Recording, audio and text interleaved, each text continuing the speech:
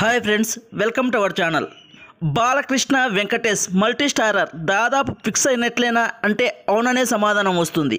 అయితే ఆ crazy details తెలుసుకునే ముందు ఈ వీడియోను చివరిదాకా చూడండి. మీకు నచ్చినట్లయితే తప్పకుండా లైక్ చేయండి. కొన్ని కాంబినేషన్లు వినడానికి చాలా గమ్మత్తుగా ఉంటాయి.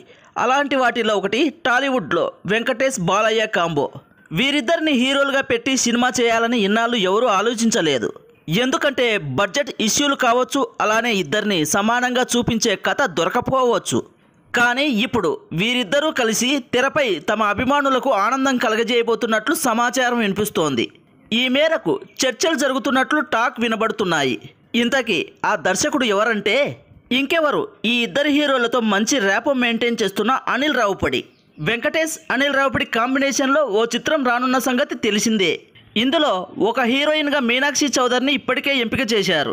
తాజాగా మరో హీరోయిన్ పాత్ర కోసం ఐశ్వర్య రాజేష్ను తీసుకున్నట్లు దర్శకుడు అనిల్ రావుపడి తెలిపారు. ఇక ఈ సినిమాలో వెంకటేష్ మాజీ పోలీసు అధికారిగా కనిపిస్తారు.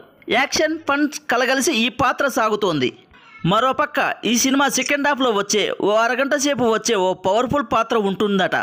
ఆ పాత్రలో తాను బాలయ్యను తప్పించి మరొకరిని ఊహించలేకపోతున్నారంట అనిల్ రావుపడి. అప్పటిదాకా పంతో పరిగెట్టించే ఈ సినిమా అరగంట సేపు యాక్షన్తో థియేటర్లలో ఊగిపోయేలా ప్లాన్ చేశారట. ఇప్పటికే బాలయ్యకు ఈ పాయింట్ చెప్పి గ్రీన్ సిగ్నల్ కోసం ఎదురు చూస్తున్నారట. అయితే డేట్స్ తక్కువే కాబట్టి బాలయ్య ఈ సినిమా కోసం మొగ్గు చూపే అవకాశం ఉందంటున్నారు. అదే జరిగితే బాలయ్య వెంకటేష్ కాంబినేషన్ అంటే క్రేజ్ ఒక రేంజ్లో వస్తుంది. ఇక అనిల్ రావుపడి మాట్లాడుతూ యాక్షన్ నేపథ్యంలో సాగే చిత్రం ఇది. ఇందులో వెంకటేష్ భార్యగా ఐశ్వర్య నటిస్తుంది. ఆయన ప్రియురాలి పాత్రలో మీనాక్షి చౌదరి కనిపిస్తున్నారు. ఇక ఈ చిత్రం ఈ నెల 3 నుంచి షూటింగ్ ప్రారంభిస్తున్నారు.